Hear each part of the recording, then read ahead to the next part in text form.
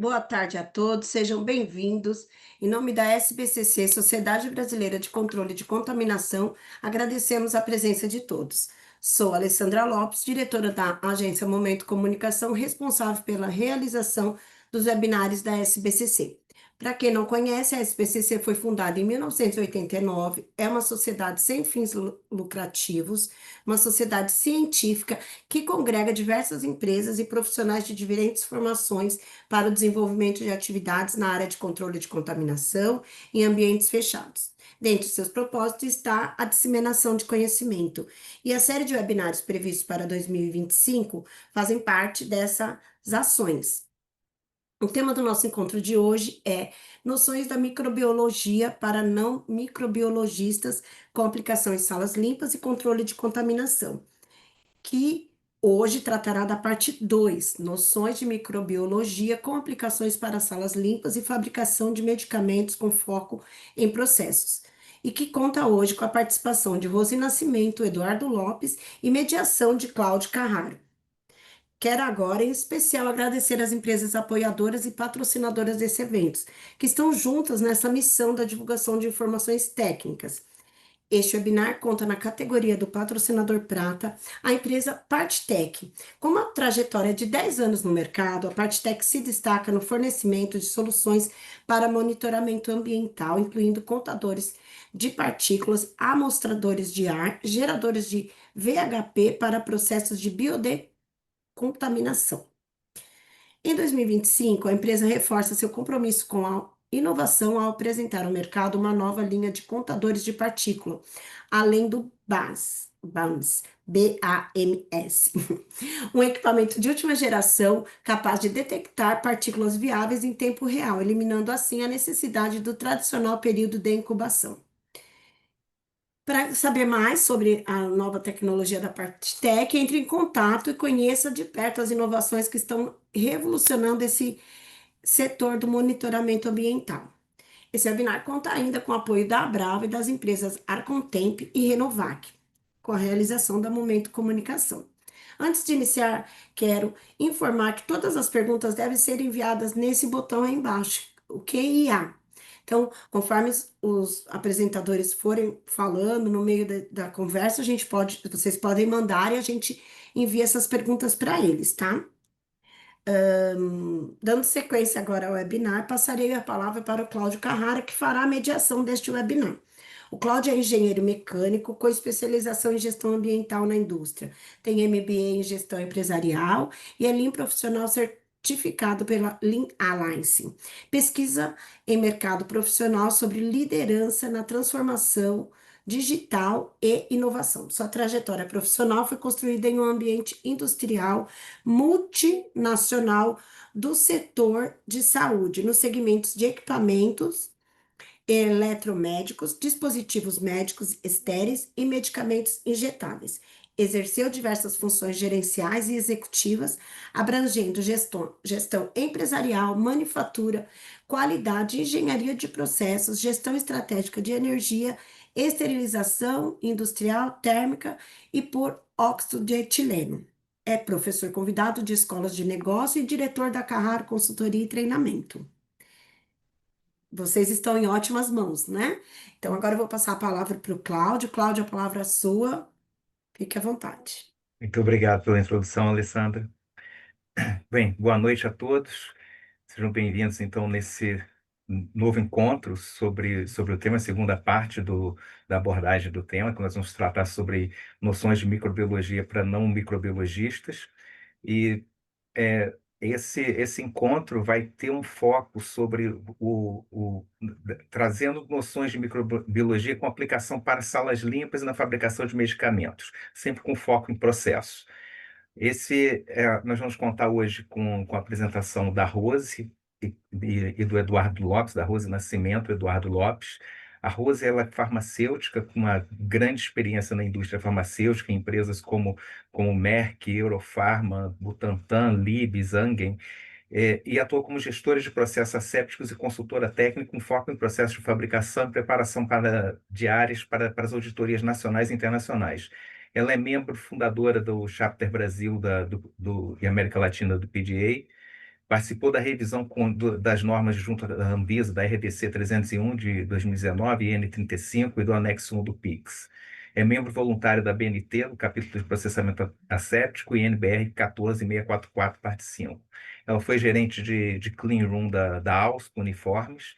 Atualmente faz parte da diretoria da SBCC, é docente no Instituto Racine e da Faculdade Oswaldo Cruz e CEO da consultoria Rose Nascimento. O, o O Eduardo Lopes, ele é diretor da Ampola Consultoria desde 2016, é farmacêutico pela FCF da USP, MBA pela FEIA USP e pós-graduação pela Vanzolini Poli-USP. Atua nas áreas de engenharia, qualidade, produção, projetos e controle de contaminação desde 1987. Anteriormente, ocupou cargos de direção e liderança nas empresas Biolab, Teuto Pfizer, Sanofi, Rodia, Novartis e BMS. Ex-presidente e palestrante da SBCC. Bem, Eduardo, Rose, agora a bola está com vocês. Boa noite. Eu vou compartilhar minha tela. Todos estão vendo? Deixa eu passar. Sim, Vamos iniciar. Eduardo, quer falar algo? Não, não, Rose, pode começar. Então vamos lá. Boa noite a todos participantes, né? Agradeço a presença. Coloquei um breve resumo, mas o Cláudio já me apresentou, então não vou precisar fazer a apresentação. Então, assim, eu comecei pelo processo pensando em definições. Quais seriam as definições para monitoramento ambiental? Então, assim, em atendimento de um programa, né, de monitoramento, é muito importante sempre cumprir os requisitos estabelecidos nas normas, nos guias e regulamentos. Isso é a nossa premissa inicial. Então, hoje a ideia é a gente falar um pouco sobre como eu atuo nos meus processos, nos nossos processos, né, Fabris? Porque o monitoramento ambiental ele é necessário para avaliação e verificação do controle das salas limpas, suportando os atributos críticos de qualidade de um processo para o produto. Então, assim, qual que é o impacto do meu monitoramento para o produto? Pensando nas diferentes combinações, nas metodologias, nas avaliações e na necessidade de uma rotina onde a empresa ela possui o critério de ter monitoramento ambiental. O monitoramento ambiental ele é realizado, né, que necessita alguns controles, sempre pensando no usuário final. Então, eu monitoro porque eu preciso controlar minha área para que eu não possua impacto no meu consumidor final, né? Então, assim, dessa forma, os processos eles devem seguir uma produção com controles ambientais para fabricação de medicamentos, independente, né, de uso humano ou uso animal, atendendo critérios de fabricação de modo asséptico e assim mantendo um produto estéril. A IN35 ela traz essa frase como o que, que é um produto estéril, né? Um produto ausente de micro-organismos e baseado num conjunto de normas e regulamentos que nós temos que seguir. Eu tenho, né? A minha obtenção final é o meu produto estéril. E eu só consigo medir avaliando a questão microbiológica do meu produto, né? E para isso eu tenho um conjunto no processo para que eu consiga obter esse resultado final. Então, eu possuo processos, sistemas, equipamentos, pessoal qualificado, as validações, certificações, de acordo com essas normas e requisitos. Um outro ponto que eu cito que tem muito peso é pessoal. Ele sempre deve estar, além de capacitado e treinado para garantir esses controles. Até porque, com tecnologias inovadoras ou processos mais manuais, quem conduz os processos, quem faz as qualificações e as avaliações são pessoas. Então, as pessoas que estão envolvidas nesse processo, elas precisam estar capacitadas e treinadas. O guia do FGA, ele fala, no processamento asséptico é imprescindível possuir controles e programa de monitoramento ambiental. Então, o programa de monitoramento ambiental vai além de só monitoramentos, ele tem que ter um programa. Eu preciso estabelecer um programa onde eu tenho todos os controles já pré-estabelecidos e previsíveis. né? Porque eu tenho que ter os meus controles para ação, para dentro do conforme e todos os processos. Eu não cito aqui sobre o CCS, porém, um dos controles que a gente consegue fazer como monitoramento é no CCS a gente consegue ter um programa baseado no CCS. Então, o objetivo da realização dos monitoramentos, ele tem a necessidade para verificar contaminantes gerados no ar e nas contagens de partículas viáveis, né, com a presença de micro-organismos, e não viáveis, que são partículas dispersas no ar. Identificando contaminantes presentes em superfícies de equipamentos, pisos, portas, bancadas, pass-through, mobiliário de suporte das áreas assépticas, não somente estes, ok? Verificar comportamento e conduta do pessoal, porque esse controle ele é muito importante para controlar o ambiente, sendo necessário realizar testes e qualificações prévias de modo padrão para todos os tipos de monitoramento. Então, eu não posso hoje estabelecer que eu monitoro um local do equipamento e amanhã eu estou monitorando um outro local. Por quê? Eu avaliei, eu fiz uma avaliação e eu defini que aquele local era o ideal, né? Aquela região era ideal para que eu fizesse o monitoramento. A seleção dos tipos e frequência do monitoramento são baseados em avaliação de risco. Então, é muito importante que as pessoas adequadas, elas estejam dentro da avaliação de risco quando ela for elaborada, né? Equipes multidisciplinares são muito importantes nesse momento de definições, porque durante as definições é onde eu tenho estabelecido os riscos adequados. Somente, por exemplo, somente o microbiologista do controle né, do controle micro, será que só ele tem a visão? Então, o ideal é eu ter o microbiologista do controle, eu ter um representante da garantia da qualidade, um representante da produção, da engenharia. Então, assim, ter várias visões quando for definir uma análise de risco, ok? Tipo de equipamentos, tempos de processo. Então, esses são a realização, ele deve abranger para esses itens. Potencial de contaminação, tipo de organismos identificados em home, históricos, quando houver, suprimentos, regulamentos e custos. Por que eu coloco histórico quando houver? Às vezes eu estou falando de uma planta nova, e aí eu ainda não tenho histórico, mas aí eu tenho, faço um monitoramento mais abrangente e depois eu posso ir adequando conforme a minha rotina, pensando sempre na avaliação de risco desses monitoramentos. Atualmente, nós temos algumas referências de guias de normas e resoluções. Então, assim, gerais, nós temos a 14644, né, que ela tem uma série de normas, tem a parte 1, parte 2, parte 3, parte 4, parte 5, cada uma cita o monitoramento da estrutura, do projeto, do processo, todos os parâmetros, então, só que ela não é somente para a indústria farmacêutica, né? Ela não é somente para a produção de assépticos. A ABNT NBR ISO 14698, a ISO 17037, USP 1116, FDA CFR 21142 e WTO 823. E para áreas assépticas exclusivamente, hoje nós temos, né, o anexo 1, que ele é do PIX, que ele vem da legislação europeia, FDA, Guia de Processos Assépticos, a IN 35, nossa, PDA, então Technical Report número 13, e o guia da Anvisa. Por que eu cito o guia de qualidade da Anvisa? Porque o guia de qualidade da Anvisa, ele cita também sobre... nós temos o guia de qualidade da Anvisa, onde ele preconiza algumas definições, né? E o gerenciamento de risco. Então, é importante que a gente use os guias da Anvisa também como determinação. E para quais áreas eles são aplicáveis, né? Indústrias farmacêuticas, dispositivos médicos, setores biotecnológicos, manipulações magistrais, hospitais e laboratórios clínicos, indústria alimentícia e cosmética, quando necessário. Hoje nós estamos tendo uma demanda de muitas empresas um crescimento muito alto, tanto em magistrais como em dispositivos médicos, ok?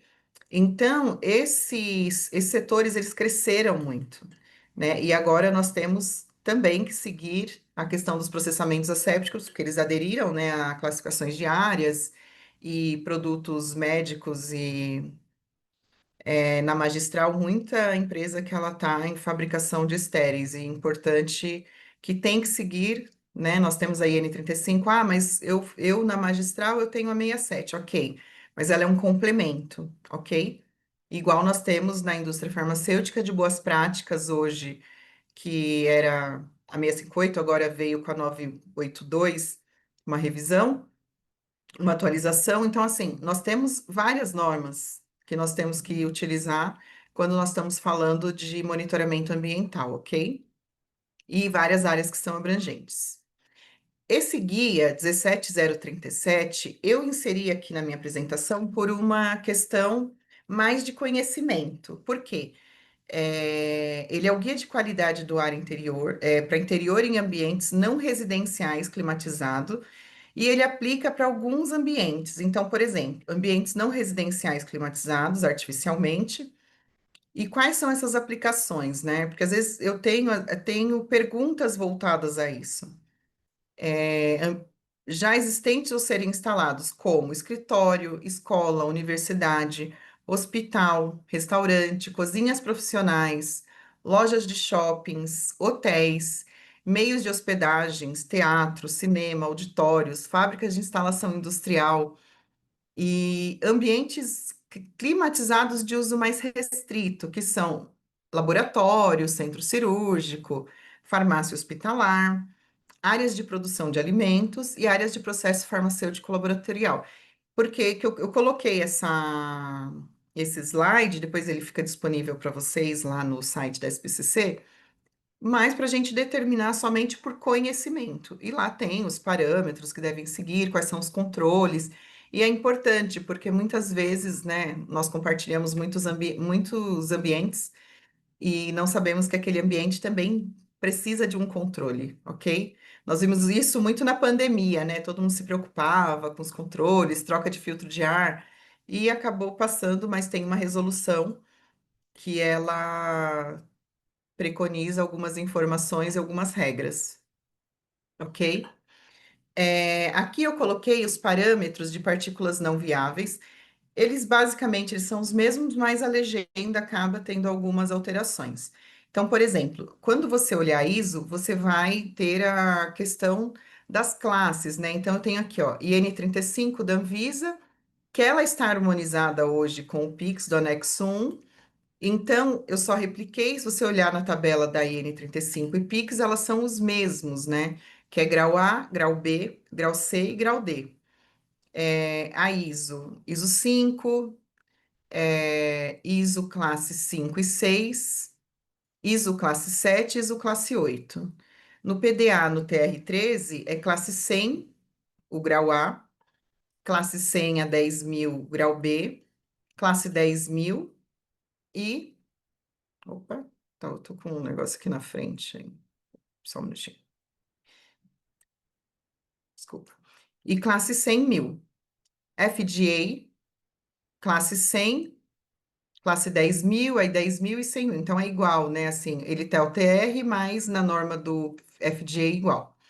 Partículas de 0,5, como que é estabelecido os tamanhos, né? De 0,5 micras e 5 micras. Ficou errado aqui no meu slide, mas é 0,5 e 5, tá bom? Eu acho, deixa eu ver, é isso mesmo. É, é verdade. Não tinha percebido isso, mas passou. Então, assim, para a área grau A, 3.520 partículas de 0,5 micras, partículas no grau B, 352 para grau C, porém, ele é milhões aqui, né? Porque, assim, eu estou falando em repouso e operação. Então, ele muda conforme o repouso e a operação. No grau A é igual, repouso e operação. No grau B já tem essa distinção, ok? No grau C, ele é o mesmo parâmetro, e aí, quando ele está em operação, muda para 3.520.000. E no grau D, ele não é especificado. Porém, o que que a norma fala sobre essa questão de partículas não viáveis, né? O não especificado, mas você precisa ter um controle. Quando você está falando de medicação asséptica, você precisa estabelecer o que é aceitável para o seu processo, desde que você monitore. Ah, mas na minha análise de risco, eu defini que eu não preciso monitorar. Ok, pode acontecer. Porém, pode chegar ao ponto de não, eu preciso controlar a partir da minha D e eu quero que eu tenha uma frequência, mesmo que espaçada, dentro desse critério. Ele não é especificado e é um critério que vai ser avaliado e realizado por uma análise de risco. Fluxo de ar do grau A e B precisa ser unidirecional, grau C turbulento e grau D também turbulento, ok? E aí, partículas viáveis. O que que é a partícula viável, né? A partícula viável é a partícula que nós vamos verificar a presença de micro-organismo. Então, eu tenho na ISO e Anvisa, né? Eles são os mesmos parâmetros. A minha amostra de ar, aqui, a amostra de ar é quando eu estou falando, quando eu faço ali com air sample, com o equipamento, que ele é um ar ativo. Eu estou fazendo a sucção do ar com um equipamento. No critério de amostra de ar, sempre em grau A, em qualquer local, ele sempre é zero, né? Ele é sempre sem crescimento. E ele não pode ter presença de micro-organismos. No grau B, para o amostrador de ar é 10, ativo. Sedimentação, que é um ar passivo, ele é 5. Placa de contato, 5. Impressão de luvas, que nós fazemos monitoramento de pessoas, é 5 também. Grau C, 100 partículas no ativo, 50 na sedimentação, contato 25, e não faço monitoramento quando eu tenho trabalhos em grau C de pessoas, ok? E nem grau D. E D, 200 partículas no ativo, 100 no passivo e de contato 50. Essa tabela de parâmetros de diferenciais de pressão, ela é um parâmetro sugestivo, ok? Porém, você precisa sempre entender que o meu diferencial de pressão, eu vou ter o diferencial sempre positivo para uma área adjacente, ok? Por quê? Porque eu tenho que ter uma pressão maior indo, então, uma maior referente ao grau B, referente ao grau C, referente ao grau D. E isso é importante para que a gente tenha em mente quando eu for fazer a minha certificação da minha área, a minha classificação, dependendo do produto que vocês trabalharem, e a criticidade ela vai aumentar, porque eu tenho que ter um diferencial de pressão onde mais ou menos nesse parâmetro, ok? E o que devemos monitorar, né? Então, assim, o que nós devemos monitorar? Produtos, desde a matéria-prima até o seu produto final. Então, você monitora todas as fases do seu processo para que você obtenha a produção de um medicamento estéril, né, de forma asséptica. Então, chegou minha matéria-prima, eu faço monitoramento para saber, por exemplo, a carga de bioburden dela, porque isso vai impactar, por exemplo, na minha validação até de filtração, e do meu processo. Eu preciso saber qual que é a carga no meu produto. Então, eu monitoro lá desde do recebimento da minha matéria-prima, ok? Equipamentos, todos os equipamentos que são utilizados para envasadora, autoclave. Ah, Rosi, mas você monitora a autoclave? Sim, eu tenho que monitorar as superfícies dela, porque eu tô ali fazendo descarregamento, carregamento, tem alguns manuseios. Ela está hoje, né? Assim, se você for usar aqueles materiais em grau A, ou você tem ela em grau A, e se você tiver ela em outra classificação, você tem mais bags ali protegendo. Então, ela é um equipamento que precisa ser monitorado. Pass-through. Pass-through é algo assim que dá um webinário, né? Porque transferência de material, ele causa muitas dúvidas e ainda temos algumas oportunidades a serem trabalhadas em pass-through.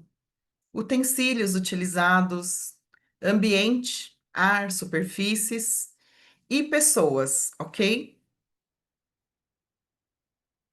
E qual que é o ambiente ideal? Né? Existe o ambiente ideal? Essa é a pergunta, né, na verdade. O ambiente ideal para crescimento, né, que é o que eu cito aqui nesse slide, que são características dos micro-organismos. Então, assim, eles são distintos, mas em geral todos eles necessitam de um ambiente com alguma característica para crescer. Ele precisa ter um ambiente confortável para crescer, né? Eu falo que ele precisa ter de conforto. Então, ele precisa ter presença de água, por exemplo, uma área muito úmida eu vou ter a probabilidade de eu ter, por exemplo, fungos e presença de micro-organismos é maior. Por quê? O micro-organismo ele gosta, né, de ambientes úmidos. Nutrientes, né, orgânico ou inorgânico, temperaturas variáveis, mas no geral é uma temperatura de conforto, ok? Atmosfera, então tenho que ter oxigênio, tenho que ter CO2, nitrogênio, entre outros gases, vamos dizer assim para que ele tenha uma condição de crescimento. Porque, por exemplo, se ele não tiver oxigênio, ele não vai crescer. Ele precisa ter um ambiente adequado. E o ambiente, normalmente, minimamente, nós temos que ter oxigênio até para o nosso conforto numa área de trabalho. Então, oxigênio todas as áreas vão ter. E aí, na combinação com algum outro, presença de, por exemplo, umidade e oxigênio já é o suficiente para ele e a presença de uma pessoa né? Então, assim, essa combinação já é muito propício para que a gente consiga um ambiente super confortável para o micro-organismo ele crescer, ok? Qualificação diária.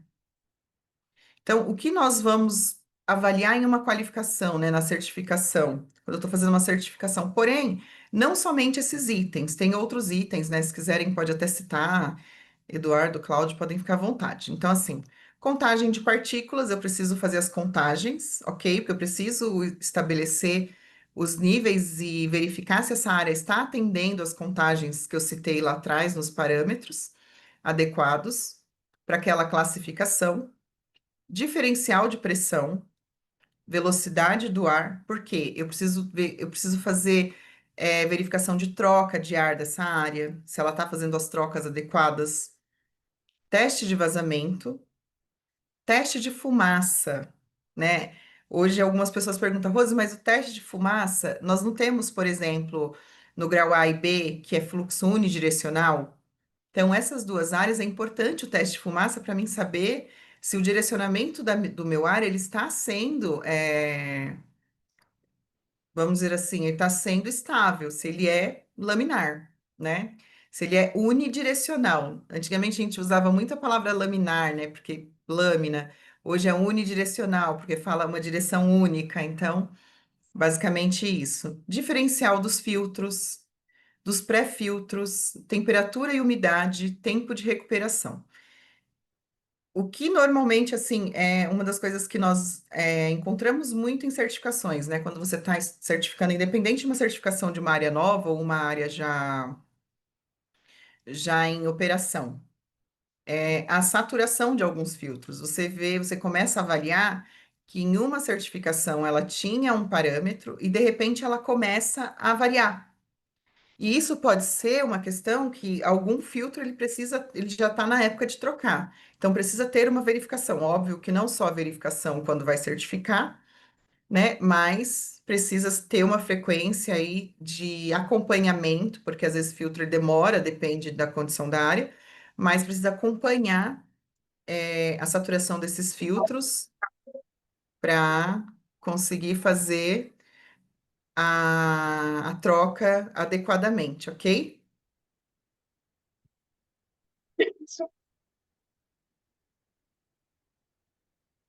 E qualificação pessoal?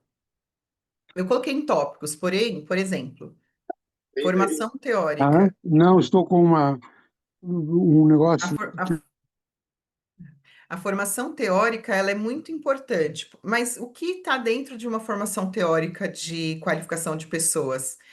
Antes ela inicia com treinamento, o preparo da pessoa antes dela ser inserida num processo asséptico.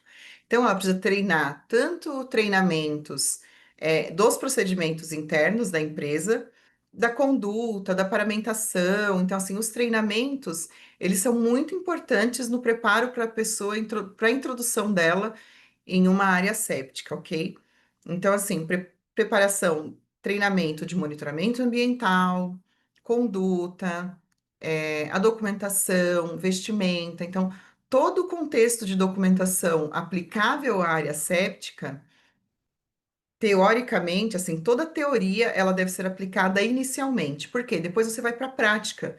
E aí, quando você está na fase de prática para uma qualificação pessoal, a pessoa precisa ter a prática até ela ir para a terceira fase, que é a certificação.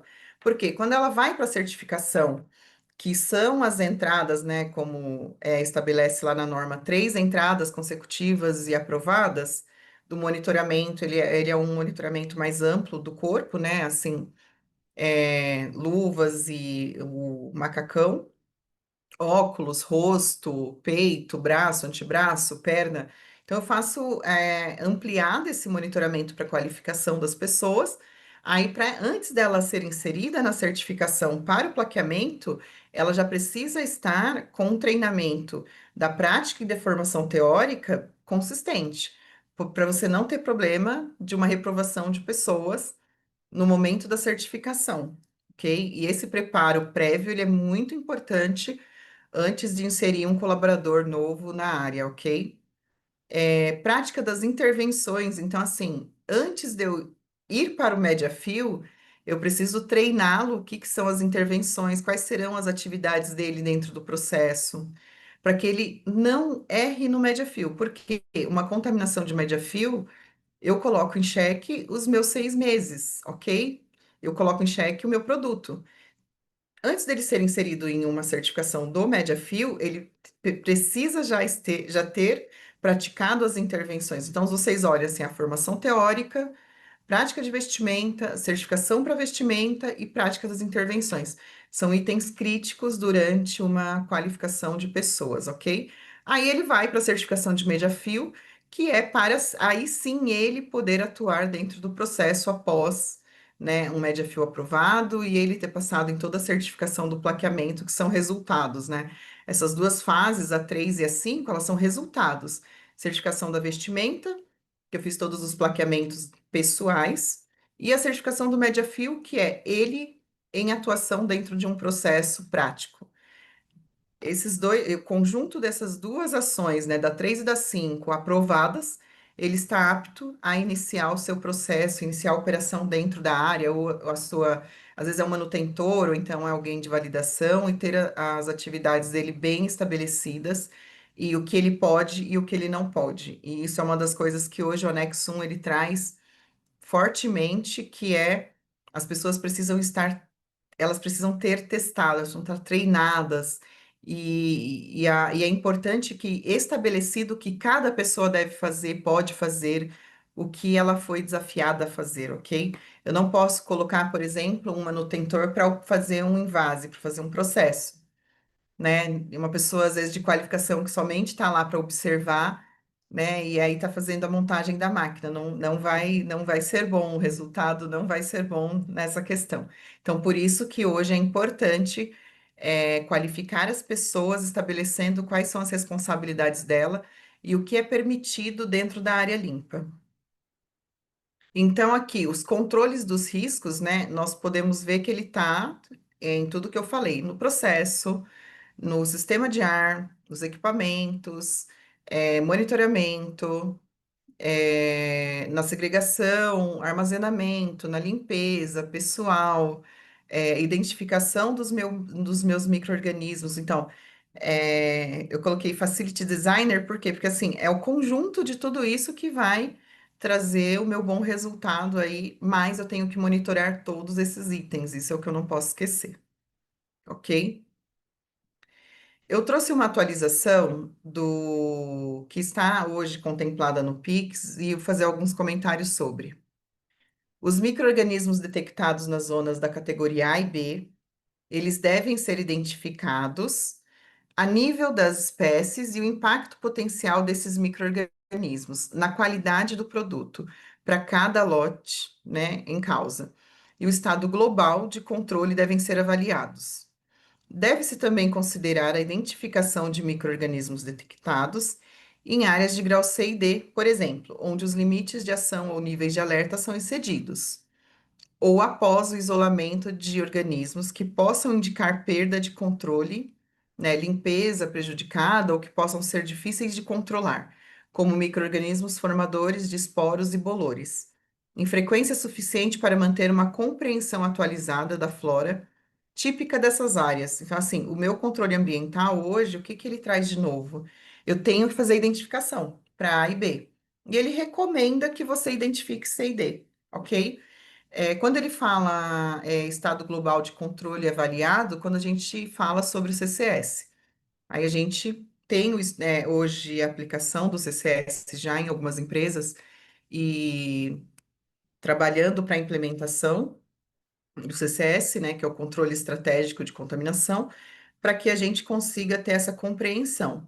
E hoje, né, assim, e também uma outra coisa que o Pix ele vem trazendo, assim, as novas tecnologias. Então, hoje nós temos novas tecnologias e equipamentos e empresas que elas atuam com identificações mais rapidamente, inclusive de vários testes, né? Não somente para categorização de micro-organismos, ok? Interpretação dos resultados, controle e garantia de qualidade. Então, assim, o que que eu tenho que avaliar? Passou? Falhou? Ele é suficiente ou não é suficiente? Então, assim, porque muitas vezes a questão do passou, falhou ou não é suficiente é porque eu não fiz uma avaliação adequada, por exemplo, da minha área. Tem pontos que eles são críticos, eu identifico que eles são críticos para o monitoramento, mas ele não foi avaliado na minha análise de risco inicial, e aí a gente teria que revisitar a nossa análise de risco para revisitar o nosso processo de monitoramento por conta da interpretação dos resultados. E outra questão é, por exemplo, falando de interpretação de resultados, quando eu tenho uma área que ela gera muito residual. Um exemplo, tá? Em áreas que eu tenho envases de suspensões sólidas, eu não faço monitoramento de não viável. Por quê? Né? Pelo óbvio, porque vai extrapolar, mas o meu viável, ele continua sendo obrigatório. Quando eu tenho esse tipo de monitoramento, o que que é importante eu avaliar? Se eu não estou sujando muito minha placa a ponto de interferir na minha leitura final, ok? Então, eu preciso avaliar onde essa placa vai ficar, um risco para o processo, mas também que o meu processo não venha atrapalhar o meu monitoramento para o meu resultado final. Análise de tendência é fundamental, né? Eu preciso fazer avaliação de tendência.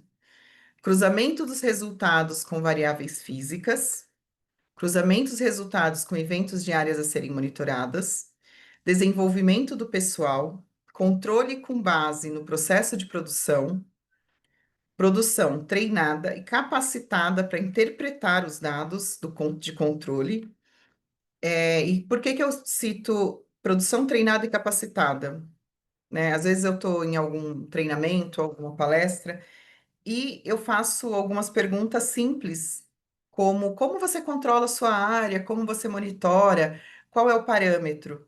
E as pessoas, elas normalmente falam, não, nós temos controles, não, nós monitoramos. Mas quando eu pergunto qual que é o parâmetro que ela está controlando, mesmo que a norma, às vezes, por exemplo, a pressão tenha uma abertura de classificação de área, já para viável e não viável não tem, né? Mesmo assim, as pessoas às vezes têm dúvidas. E ela executa muitas vezes aquela atividade todos os dias. E ela tem dúvida em qual é o parâmetro. Então, por isso que eu falo na questão da capacitação. Por que a capacitação? Quem executa a atividade, ela deve ter total domínio, né? Ela deve estar capacitada para aquela atividade, né? A gente está falando de vidas e uma responsabilidade muito alta aí com medicamento asséptico, então, em produção asséptica. Então, assim, as pessoas precisam saber o que elas estão registrando. E o treinamento e a capacitação, ela precisa ter uma base de um resultado para que a gente tenha essa obtenção, onde eu saiba fazer a leitura, mas eu identifique se está correto e se não está correto, ok? Produção treinada e capacitada, então é isso. Áreas de menor critério são controladas, mas com limpezas variáveis. Então, assim, mas a minha área é uma área grau C, grau D. Não pode esquecer que ela é uma área que ela está adjacente à minha área grau B e C, grau B e grau A. E eu posso estar, se eu estabeleço uma limpeza não adequada, né? Se ela não é adequada para aquele ambiente, eu posso estar levando um risco para o meu processo de grau B e grau C, e grau A, desculpa. Então, assim, eu coloquei algumas metodologias, mas elas não estão completas. Tem nós podemos ter outras metodologias. E, basicamente, quais são as funções, o que que eu determino e o que que eu espero, né, dessa metodologia. Então, por exemplo, o UFC por placa de sedimentação, né? Quantas colônias eu identifiquei na placa de sedimentação? A placa de sedimentação é para que eu tenha essa identificação facilitada, ok? Então, ela fica lá sedimentando, paradinha no local, né? Como a norma fala, com tempo menor de 4 horas, por conta do ressecamento da placa, né? Porque senão nós vamos ter problema na identificação e na sedimentação. Avaliar a contaminação do ar por deposição gravitacional de micro-organismo. Então, eu deixo ela lá, o micro-organismo vem e se deposita, ok? Placa de contato, né? A nossa famosa RODAC. Avaliar a carga microbiológica em superfícies e pessoas, ok? Porque eu vou lá no equipamento, eu não consigo, né, colocá-la exposta, vou lá no equipamento, monitoro, vou monitorar, né, a minha vestimenta. Então, o RODAC, ele normalmente é para que eu faça contato, né? Por isso que ele tem aquela forma abauladinha, assim, né? Que é para que eu faça o contato na superfície ou em pessoas e a gente consiga ter um monitoramento conclusivo. Ar forçado, que é no amostrador de ar, que é na placa, ela é uma placa, né, para sedimentação, para amostragem de ar. Então, a única diferença é que eu estou fazendo em uma placa com o equipamento, ele está fazendo a sucção do ar. Então, o meu tempo é menor, muitas vezes, né, eu não vou deixar lá a placa fazendo uma sucção de horas, são minutos. E se vocês olharem lá na tabela, a questão dos UFCs, né, que a gente encontra no ar forçado no amostrador ativo, ele é o dobro da minha sedimentação. Apesar da minha sedimentação ela ficar um tempo bem maior exposta, no ar ativo, por ele fazer a captação do ar, ele tem um parâmetro bem diferente, da minha placa de sedimentação. Qual que é o objetivo dele, né? Medir a quantidade de micro-organismos viáveis em amostra de ar, técnica ativa e quantitativa. Por que que está aqui como técnica ativa e quantitativa, né? Porque ele também, o resultado ele é qualitativo, mas a amostragem ela é ativa e quantitativa, ok? Eu espero sempre, né, os qualitativos e quantitativos em qualquer um desses testes, né? Eles são duplos, tanto quantitativos quanto qualitativos. Mas no ativo, a técnica dessa amostragem, o amostrador ele tem a função de quantificar de modo ativo, e aí depois eu faço a questão qualitativa dentro do meu laboratório para todas as minhas metodologias. Esfregaço SOAB, então muitas vezes eu acabo utilizando o SOAB em superfícies que às vezes o contato é ruim, ou então é uma peça muito estreita, depende do local que eu vou mostrar, porque o SOAB ele também é um contato, né? Ele também é uma amostragem por contato, porém, dependendo da minha superfície. Por exemplo, eu vou fazer a amostragem de bico de invase. Então, é uma agulha fininha, então, para mim, amostrar fica bem mais fácil amostrar com SOAB, ok? Eu quero fazer de algum local onde ele é um local que eu não consigo fazer o contato. E com SOAB eu tenho o acesso mais fácil para fazer essa amostragem. Teste de presença de pirogênio. Então, detecção de substâncias pirogênicas, né? Geralmente em endotoxinas, em produtos injetáveis e equipamentos.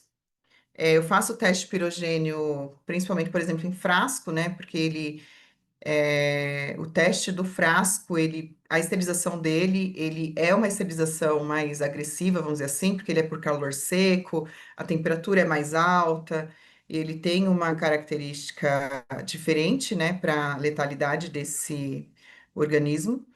Teste de endotoxina, né? Aí eu tenho alguns testes que eles são, tem umas técnicas que são bem é, comuns, né, que é o LAL, e bioburden. A minha determinação de bioburden é para identificação da carga, né? Eu não, a minha identificação é para me identificar qual micro-organismo tem e qual a quantidade que eu tenho. Igual eu citei para vocês lá na análise de bioburden da minha carga, da minha matéria-prima. Um outro exemplo de carga de bioburden que a gente faz em processo é o em produto, né? Antes de uma filtração esterilizante, antes de uma esterilização terminal, porque eu preciso determinar minha carga de bioburden, conhecer a carga e quais micro-organismos está presente ali, né, no meu produto, para que eu consiga fazer essa redução e uma validação de redução de esterilização daquele produto já formulado ou da minha matéria-prima, ok? Aí aqui são alguns tipos, alguns exemplos só de micro-organismos, mais para conhecimento mesmo, tá? A forma, tá vendo, da bactéria, ela tem um formato esporo, partículas de alimentos, células, por exemplo, né, de vírus. Então, assim, você vê que tem uma variável diferente, né, que são algas, né, verdes.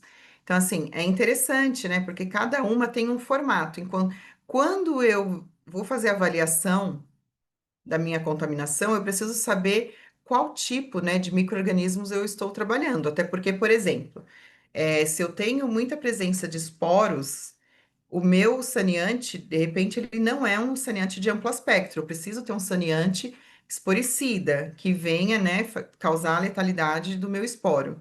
Então, é por isso que é importante essa identificação e a identificação correta. E aí entra lá naquele requisito, né, de treinamento, capacitação, porque eu preciso saber identificar. Ok, eu tenho equipamento que faz a identificação genética, mas como eu vou tratar isso? Então, as pessoas precisam estar treinadas e capacitadas para tratar, de repente, uma limpeza em uma área que ela está com uma frequência muito alta de fungos. E o que que está acontecendo para que essa área tenha presença de fungos? Eu sempre dou um exemplo, né, sobre fungo, que é assim, em área limpa. Um exemplo muito prático e simples. Quando você pega, né, por exemplo, uma fruta e você deixa ela exposta na sua casa, em cima da mesa, né? Nós, na nossa casa, a gente não controla nosso ambiente, não é necessário, né? E nós deixamos um ambiente super propício para ela crescer, ok? Então, ela tem tudo, você lembra, né? Coloquei, falei de água, umidade, ela tem oxigênio, ela tá super confortável ali.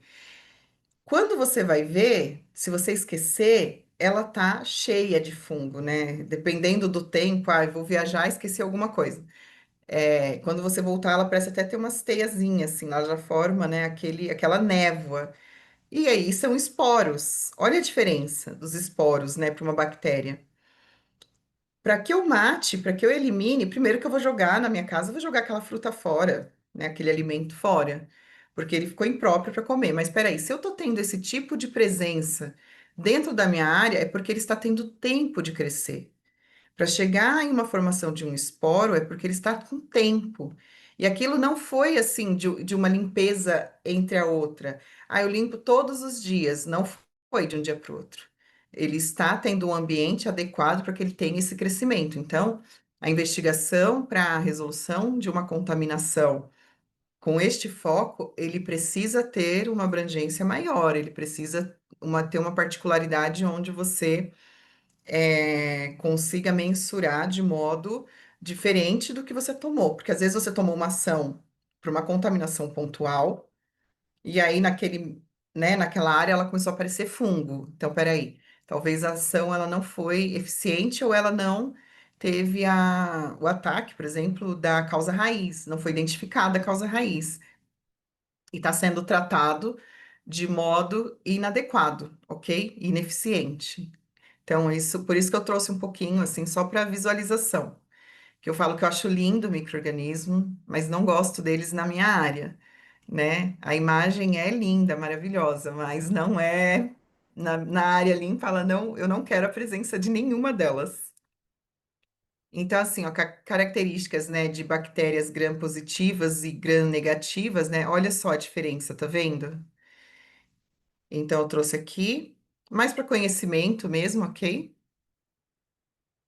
E aí nós temos as classes de bactérias positivas, negativas e as suas particularidades na eliminação delas, ok? Então, saneantes também precisam pensar quando for estabelecer o tipo de limpeza. Ah, olha, por exemplo, eu preciso de uma limpeza por contato. Eu preciso ter contato desse saneante. Não, é um saneante que você precisa fazer uma imersão. É um saneante, né, que você, só o gás dele, ok? Então, assim, quando você vai fazer a escolha, é importante fazer uma boa validação de limpeza, né? Ó, tá vendo, ó? A gram-positiva, né? Ela retém corante cristal violeta e cora-se violeta escuro ou púrpura. E a negativa, quando você vai fazer uma avaliação microscópica, ela pode ser descorada e aceitar o contracorante, né? De safranina e corar-se de cor rosa ou vermelho. É lindo, né? A imagem, adoro essas imagens, gente. E basicamente é isso. Agora nós vamos abrir o webinário para as perguntas, ok? E fiquem à vontade aí, Eduardo, Cláudio. Rose, obrigado pela aula. E, Eduardo, alguma consideração adicional?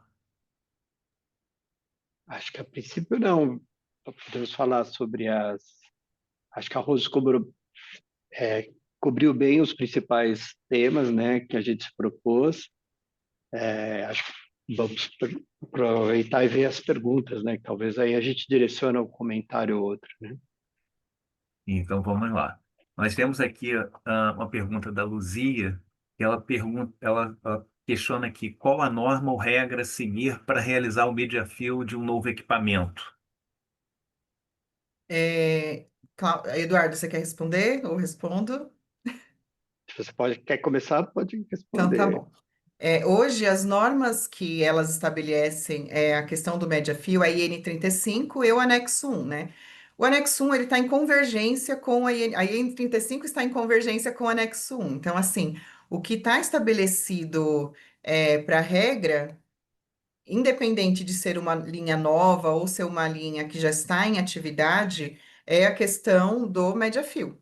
Então, assim, ele, né, hoje é utilizado o termo APS, né? Que é a simulação do processamento asséptico, ok? É a IN 35, ok? E anexo 1. São as duas normas hoje que a gente é, atende para que a gente consiga fazer um bom processo de média-fio, a qualificação, e as regras elas estão estabelecidas nessas duas normas, tá, Luzia? Tem, só complementando, tem alguma coisa também na farmacopeia americana, acho que é o item 797, que lá também tem algumas coisas sobre compounding, né, sobre manipulação de estéreis, ele fala também um pouco de média-fio. Eu não sei exatamente que equipamento que você está procurando, mas fala bastante de manipulação estéreo, né, nesse item da farmacopeia. O FDA também tem tem, né, na parte 13, ele fala também sobre processamento asséptico e algumas regras, né? Então, assim, é um complemento normalmente, né, Eduardo? As normas, elas são complementares, né? Assim, hoje, a nossa norma como critério de boas práticas também depende também qual que é o ramo de atividade, a indústria farmacêutica, o que que é, né? Que aí nós temos também outras normas que a gente pode citar para estabelecer uma qualificação de equipamento. Perfeito. Bom, seguindo aqui, o Jonathan, ele colocou uma pergunta sobre as placas TSA de amostragem. Elas não podem passar de 3 horas de exposição? É, E- Então, assim, o recomendado é 3, 4 horas, né? Tem placa de 8 horas já, né? Que seria um período, que são mais raras. Mas qual é a ideia que está por trás disso, né? Você não pode ressecar a placa de forma que ela perca a capacidade de revelar um micro-organismo que cair lá e faz se desenvolver, né? Então, o negócio é conversar com o fabricante. Expor placa em área A é um assunto arriscado, né? Então, você precisa, na sua análise de risco, na sua estratégia de contaminação, verificar se você não pode, por exemplo, substituir por outros testes, como sistema de amostragem, não placa de deposição, você usar um sistema de sucção, mas, de qualquer forma, para você poder permitir a troca de placa com maior frequência sem interferir na zona A, né? Então, muitas vezes você pode deixar essa placa fora da zona A, com equipamento que faz essa sucção de dentro da zona A.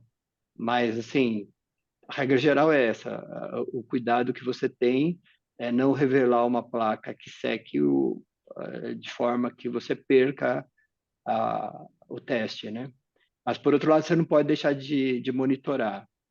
Então, desde que você não atrapalhe o processo, né, isso é muito importante, né? O monitoramento não pode ser mais importante que o seu processo. Você tem que usar, de acordo com a sua máquina, com a sua área, né, com a sua zona A melhor forma de você monitorar a maior parte do tempo possível, se não puder ser 100% do tempo, enfim, né? Essa que é a... E até complementando, Eduardo, o que você falou hoje, isso está escrito na IN 35 e no anexo 1, que as placas de sedimentação elas não devem ultrapassar 4 horas de exposição por conta do risco de ressecamento ou menor que isso, dependendo do seu processo. Então, assim, mesmo que nós temos hoje, né, é aceitável outras metodologias, porque eu também o anexo 1, ele traz uma questão hoje muito interessante, que é desde que você prove que aquela metodologia ela é adequada, né, que você avalie o risco de forma adequada e estabelecendo um CCS, você pode ter algo diferente no seu processo. Igual você citou, hoje tem placas de até 8 horas, mas você precisa ter um estudo para se respaldar dessa questão do uso de algo que a norma estabeleceu como uma premissa de um tempo menor de 4 horas. Não que não possa, mas tem que ter um estudo robusto para isso, né? E é igual você falou também, tipo assim, não pode, o seu monitoramento, ele não pode causar mais risco para o seu processo do que benefícios, né? Perfeito. Cauane, ela pergunta aqui sobre uma área limpa, limpa com água e sabão. Faz da área mais propícia para fungos? Quer dizer, é um aspecto importante aí sobre a limpeza, né? Então, limpeza com água e sabão, ela favorece a proliferação de fungos? Umidade favorece, né? Umidade favorece não só fungo, mas outros micro-organismos, né? Bactérias também. Então, a questão é o seguinte: lavagem drástica com muita quantidade de água, né, em vez de um pano embebido, precisa se justificar. Qual seria a justificativa? Por que você produziu tanta sujeira, né? Então, a ideia é essa. Então, primeiro você tem que ter um processo de produção, um processo de manutenção, né? Enfim, os processos que ocorrem dentro da área que suje o menos possível para você ter que fazer um sistema menos drástico possível. Mas, assim, a princípio, água favorece fungo? Favorece. Então, você podendo evitar, né, tratando com o mínimo de água possível, né, seguindo o procedimento qualificado, né, que você vai fazer os testes, excesso de água por si só não ajuda a lavar, né? Ela pode ser um problema você eliminar essa água depois. E a Então, combinação, né, Eduardo? É uma combinação, porque assim, eu posso, qual que é a frequência que eu necessito ter água e sabão? Porque é sempre a questão da característica do seu processo, porque assim, você vai ter que ter um saneante, né? A norma ela já estabelece isso claramente que eu preciso ter um saneante esporicida, ok? Qual que é a frequência? E qual que é a necessidade de eu estar utilizando água e sabão? Mensalmente? E isso é uma das coisas assim que na validação de limpeza precisa ser bem avaliado. Os tempos, né, que vai ser estabelecido e o tipos de saneantes que você está utilizando para redução da sua carga microbiana. É, isso que eu falei, aí você tem que saber por que que você está precisando de água para tirar com a frequência. O ideal é você prevenir isso de alguma forma, né? Então, trabalhar no seu processo de operação de forma a ter que usar água menos vezes, ou muitas áreas no exterior, por exemplo, o pessoal não tem o mesmo apreço que a gente tem por água e sabão, né? Então, eles usam muito menos água. Então, às vezes, você vê com um balde de 5 litros, 10 litros, eles conseguem limpar uma sala inteira, né? É óbvio que depende do processo, depende do que você vai utilizar, mas não é uma área. Nós estamos falando de áreas de alta limpeza, né? Classe A e classe B, né? Outras áreas você lava com mais frequência porque eles apresentam sujeiras maiores. Então, dependendo da classe da área, às vezes você tem que lavar por vários outros motivos, né? Então, geralmente você tem uma área de lavagem, né? Onde você leva equipamentos, por exemplo. Então, essa é uma área que ela realmente necessita de um atendimento um pouco maior, né? Mas uma área limpa desse grau, né? B e A, por exemplo, precisa ter cuidado, porque realmente você corre muito risco de você não eliminar essa água, entrar nas divisórias, nas falhas do silicone, nas próprias partes da máquina, que você tem difícil acesso depois para remover essa água, né? E aí, com certeza absoluta, você vai ter contaminação, né? E aí, aquela história, mas eu uso água para injeção. Pior ainda, né? Porque se você usasse água potável, pelo menos vai ter cloro, né? A água para injeção nem isso não tem. Então, assim, mínimo de água possível no seu processo. É interessante essa abordagem de vocês relacionada à questão da prevenção, né? Por que da necessidade de usar tanta água, né? Então, passa muito pela questão do comportamento, boas práticas, né? Eu acho que Sem dúvida. é um aspecto importante. A Tatiana Campos aqui faz uma pergunta de qual seria a estratégia apropriada para a empresa de cortinas em salas limpas? Qual a estratégia de monitoramento que podemos aplicar a elas? A aplicação da limpeza ela é a mesma para a área, né? Cortinas. É que hoje, assim, a cortina, ela, por ela ser de borracha, então isso é um pouco complexo, né? E muitas vezes tem muitas cortinas na área, você tem que limpar individualmente, mas o processo de limpeza é o mesmo aplicado praticamente na área, né? E os mesmos saneantes são os aplicados em cortina. Pode complementar, Eduardo. Obviamente, por exemplo, cortina você não consegue fazer placa de deposição, né? Então, eventualmente, você coloca Rodac. Então, lembrar o seguinte, Rodac é a placa de contato, né? Placa de contato suave, depois você tem que eliminar o meio de cultura. Então, muitas vezes você faz o monitoramento antes de lavar e depois lava, se você for lavar, ou se você for passar o pano. Muita gente pulveriza, né? A cortina não é, hoje, cada vez com a exigência de REBs e de isolators, né? Cada vez você tende a usar menos cortina. Por isso mesmo, porque ela é um pouco chata de você limpar e chata de fazer o monitoramento. Então, se você puder substituir a sua cortina de zonas A como pede a norma, né, por REBs, por exemplo, que é uma barreira rígida, onde você trabalha com as luvas, ela é mais fácil de sanitizar e você monitora com placa de contato ou com suave, né, que é o jeito mais fácil. Mas ela pode ser,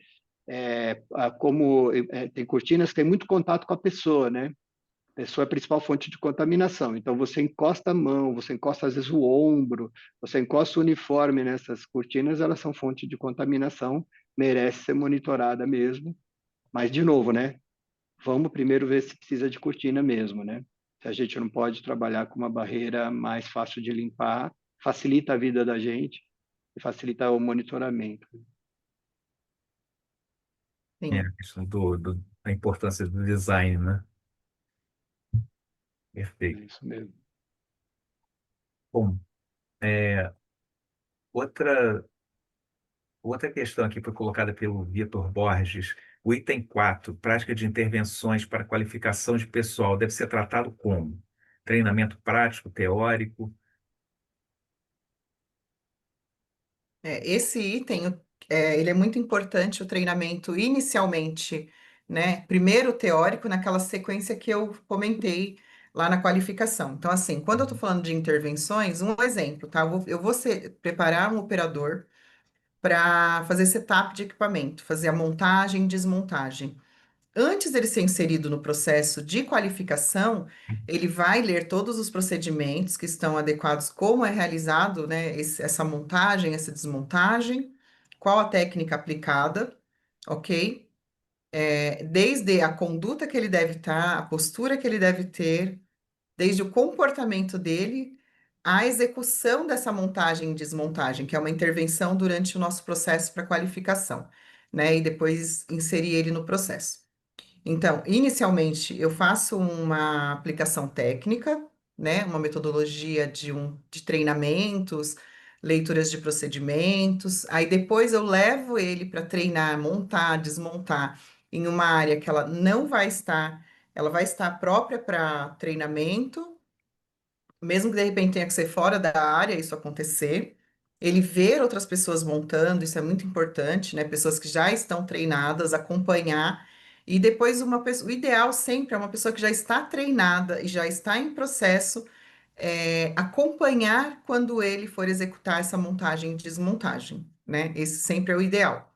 E depois ele vai para a qualificação final do processo do APS, né? Do Média Fio, para fazer a simulação.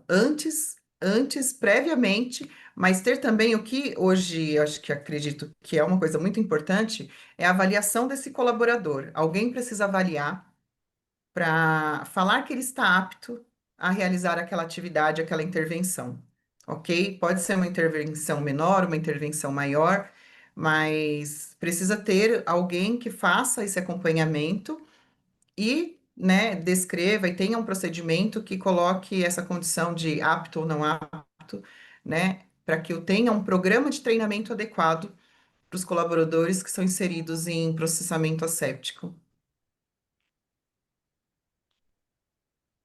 Bem, temos aqui uma pergunta do Rodrigo sobre o tempo de exposição das placas na técnica de sedimentação. Existe um tempo mínimo de exposição, principalmente para o monitoramento da área em repouso? Por exemplo, o tempo mínimo de 1 hora de exposição ou coisa semelhante? Eu não lembro se tem um tempo mínimo, se está na norma. Eu lembro que, no caso de áreas A, teria que ser o tempo todo da operação, inclusive durante a montagem, né, do equipamento. Nas outras áreas eu não lembro. Acho que tem. Nós podemos olhar com calma e depois eu te dou uma resposta. Mas uma coisa, A norma. Oi, desculpa, pode continuar. Rose, se você lembra, pode falar. É assim, a norma, ela é isso que você falou. Grau A é o tempo todo, desde eu inicio, antes de iniciar o setup, eu já faço as exposições para sedimentação. No grau B, eu tenho que fazer início, meio e fim de processo, ok? E aí o meu tempo de exposição, ele é mínimo 10 minutos para outras áreas, só que assim, está vinculado ao meu tempo de exposição, ao tempo do meu processo. Por isso que é importante, é mínimo 10 minutos, né? Área grau B, início, meio e fim de processo. Ah, Rose, mas o meu processo ele é muito curto, então você faz na análise de risco, determina quando vai ser exposta essas placas, ou o tempo é muito curto, eu vou fazer só uma exposição também no B, na totalidade, mas hoje a norma ela é bem clara quanto a isso. É um tempo menor do que 4 horas para sedimentação, ou fazer uma análise de risco para manter mais tempo, e a outra condição é mínimo 10 minutos para a área grau B, início, meio e fim de processo, ok? E para as outras áreas também é mínimo 10 minutos, mas são mais espaçados os monitoramentos, ok? De processo. É importante. O que eu queria acrescentar, né, Rose, seria o seguinte: uma vez que você fixou, é importante que você mantenha para efeito de comparação, né? Então, aquilo que a Rose falou na própria apresentação, hoje não basta só você falar passou ou falhou, né, no seu limite, você precisa dizer uma tendência. Então, se você não repetir o teste da mesma forma, você não consegue enxergar essa tendência, se está piorando, se está melhorando, se está mantendo estável, né? Então, uma vez que você fixou o tempo, é importante que você mantenha para efeitos de comparação, né, durante cada ponto, no mesmo local e no mesmo tempo, para que você tenha um histórico e que você possa entender o que está acontecendo com a sua área. Principalmente nas áreas menos limpas, né? Porque o que acontece? Você vai fazer exposições em área A, não pode dar contaminação nenhuma, raramente você vai ter contaminação se a sua área tiver controle. Agora, as áreas mais sujas, entre aspas, ou menos limpas, que são as áreas C, às vezes até as áreas D, as primeiras partes dos vestiários, as áreas de preparação, como elas têm contagem, você acaba tendo alguma contagem, elas são uma dica muito boa, porque você começa a identificar algum micro-organismo que pode depois vir a aparecer na B. Então, às vezes contagem zero em todo lugar é ruim, né? Então, você tendo alguma contagem, desde que ela esteja sob controle, né? É importante, porque você pode ver se ela mudou quantitativamente ou qualitativamente. De novo, aquele negócio do passou, falhou, não é suficiente. Então, você precisa saber a tendência. Está dentro, mas o meu normal era 5 unidades formadoras de colônia numa área C, está dentro. Mas ela passa a 20, pode ser que esteja dentro ainda, só que será que é o correto? Será que não aconteceu alguma coisa? Mudou, eu tinha mais bactéria, mudei o meu tipo de unidade formadora de colônia, então é importante usar esses dados das áreas menos limpas também são importantes, apesar de eles serem, muitas vezes, só qualitativo já ajuda, né? Ele tem uma contagem, mas é importante ter uma ideia do tipo de colônia, é importante. Até porque, né, Eduardo, hoje já nós falamos isso agora há pouco, né? Até numa pergunta e na apresentação. Eu preciso hoje, grau A e B, obrigatoriamente identificar.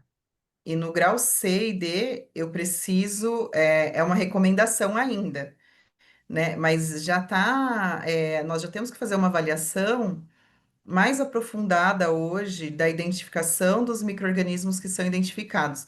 O que entra muito no que o Eduardo falou é que, assim, hoje o CCS, ele tem a função para vincular os resultados. Então, muitas vezes eu encontro a presença de micro-organismos em um pass-through ou em um vestiário, né, uma área de transição de vestimenta de não estéreo para estéreo, que eu identifiquei dentro do processo. E isso pode nos mostrar, durante uma investigação, que nós estamos tendo algum tipo de falha, né? No nosso treinamento, na capacitação, na forma que eu estou vestindo, no material que eu estou utilizando. Isso também pode ter várias variáveis, né? A área não está sendo limpa adequadamente, tem que ter uma frequência maior, por exemplo, dos vestiários. E isso nós vamos descobrir muitas vezes quando a gente identifica algum tipo de micro-organismos que foi identificado, por exemplo, em um vestuário, né? Na minha área de transição de vestimenta. E isso é interessante, porque o que que você precisa fazer? O CCS, ele traz com esse objetivo, né? Você identificar quais são as falhas que você está tendo no seu processo, mas é para vincular também, né? Por isso que é importante hoje essa avaliação da tendência, da identificação, e do controle de todos os resultados que você tem, independente deles estarem dentro, né, dos parâmetros aceitáveis para sua área. E também aí, complementando, o monitoramento ele não precisa ser estanque, né? Então, no seguinte sentido, se você desconfia que você tem um problema, se você já tem um problema, você pode aumentar o monitoramento. É a mesma coisa com a identificação. Quer dizer, não é que é por ser obrigado, não ser obrigado, como a Rose falou, nas áreas C e D, pode ser que você esteja dentro de um problema que você vai identificar porque você está querendo achar alguma coisa, porque você está com indícios que isso é ruim. Então, normalmente é o seguinte: você é uma área nova, né, uma área que terminou a produção, passando a qualificação, o próprio monitoramento, você faz uma escalada.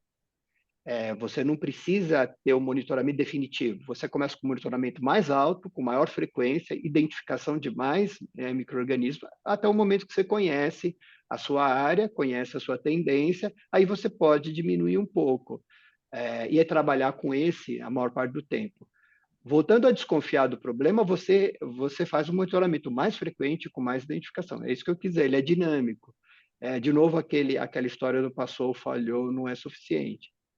Mas, né, hoje a gente precisa trabalhar com tendência e o monitoramento é uma coisa viva. Então, você pode aumentar, pode fazer mais pontos, inclusive, várias formas de você aumentar esse tipo de monitoramento, porque você está querendo resolver algum problema que apareceu, como a Rose falou, ou na roupa, ou numa anticâmara, ou em qualquer outro lugar que você quer verificar a origem, né? Então, muitas vezes o monitoramento é variável, isso que eu quis dizer. Então, você não precisa dizer, olha, como deu, eu não identifico nunca. Não tem isso, né? Você pode fazer uma exceção, trabalhar durante um tempo, depois você volta para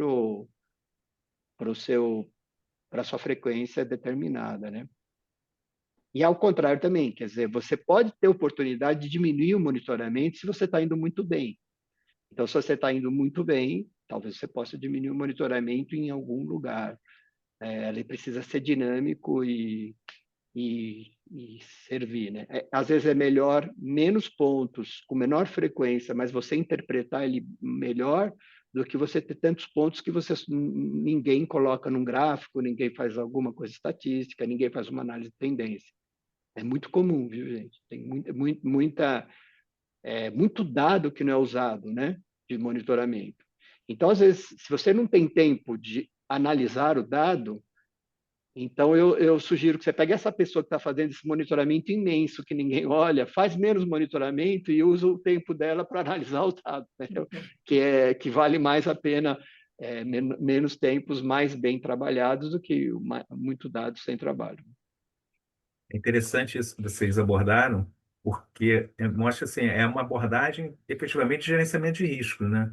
De você colocar, de identificar onde que o seu processo está vulnerável e trabalhar as medidas nesse sentido. Daí também a dinâmica de você ajustar o seu monitoramento naquilo que pode ter maior consequência, maior risco. Quer dizer, o seu gerenciamento de risco vai ser um direcionador, né? É isso Interessante. mesmo. Muito E ele é bem. dinâmico. Uma última É. coisa para falar é isso. Existe uma questão importante no Brasil inteiro, né? Mas em algumas regiões mais, que é outra de sazonalidade.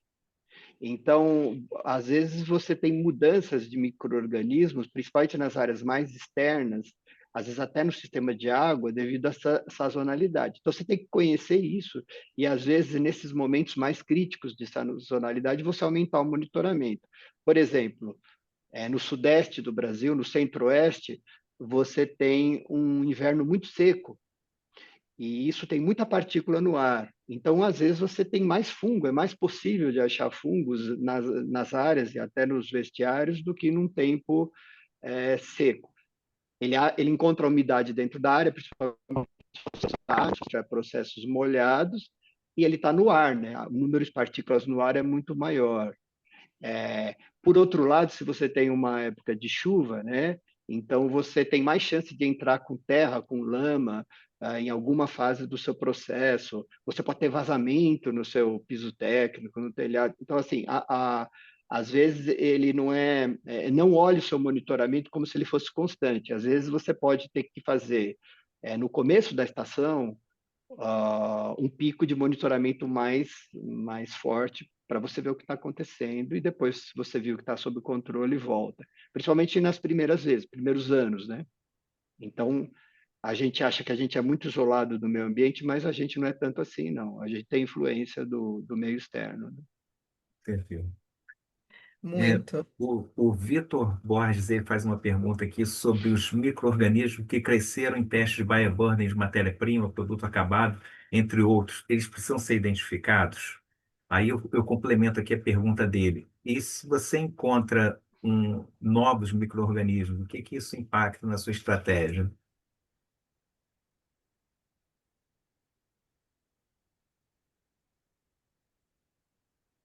É. hoje nós, assim, o ideal sempre é você saber quais são os micro-organismos que vocês vão estar trabalhando, né? Então, isso é importante. Por exemplo, nós temos micro-organismos muito pequenos, como a Brevundimonas. Nós estamos com uma presença alta nela.